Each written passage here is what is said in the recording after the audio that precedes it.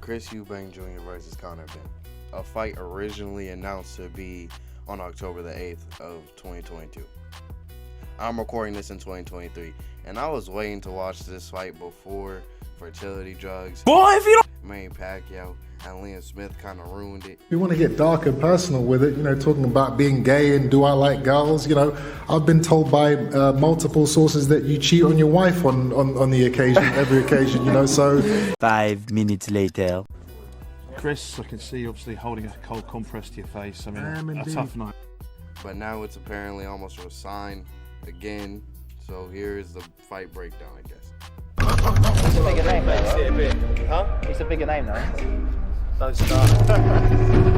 We're dealing with a family feud. Conor Benn is a center controlling monster, basically, with a beautiful right hand.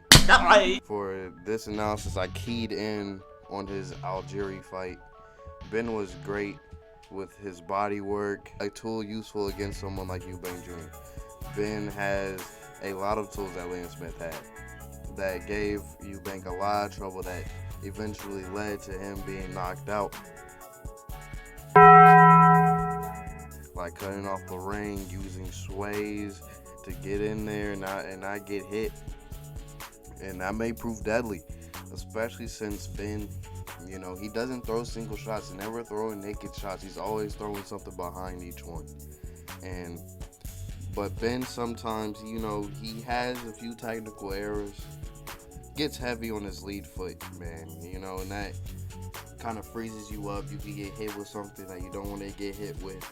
And he kind of saves it. He was saving himself in the Algieri fight with his head movement, keeping it sharp. Really was keeping him in there from getting hit with those big shots. And sometimes, he can get hit with some counters there. That check hook is always open when he tries to come in there. And the counter jab, something that a lot of people struggle with. It really breaks your rhythm. You can't really get inside when that jab is coming in. And it really will give him some issues, especially against someone like Eubank Jr. Watching that Liam Smith fight, he was really moving. He knew he couldn't stay in the pocket. He knew that Liam Smith wanted to get in there and really hammer in the big shots. Liam Smith wasn't looking to win rounds. He was looking to knock him out. But,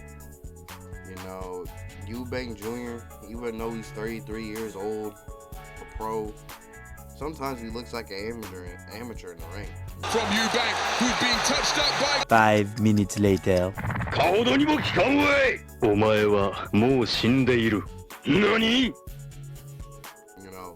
Being trained by Roy Jones Jr., it should be a good thing. But Roy Jones Jr. is an athletic freak. He's not a regular human. I can't believe that someone would say that, because he's too athletic, and Chris Eubank Jr. is nowhere near that. He tries to fight like Roy Jones Jr., tries to mimic him, but he just looks like a watered-down, unathletic version of him. Like, it's really bad sometimes. If he's not careful in a fight, Eubank Jr. could be flatlined by anyone. If this fight does really happen, like it's supposed to again, I think I got Benn. I think it's gonna be slow start from both people. I think Eubank is gonna take a lot of the early rounds, just based off of work rate. The jab, he keeps it going. He possibly could get the win here if he would just throw those big shots and not telegraph them and keep moving. But Eubank has some issues with that ring awareness. He always ends up in a corner, and it could lead to him getting knocked out. He has that issue right there, and that's something that I think Benn will capitalize on. I think Benn is gonna go low, high, jab to the body, bring that right hand up, and have him looking like Algieri on the ropes.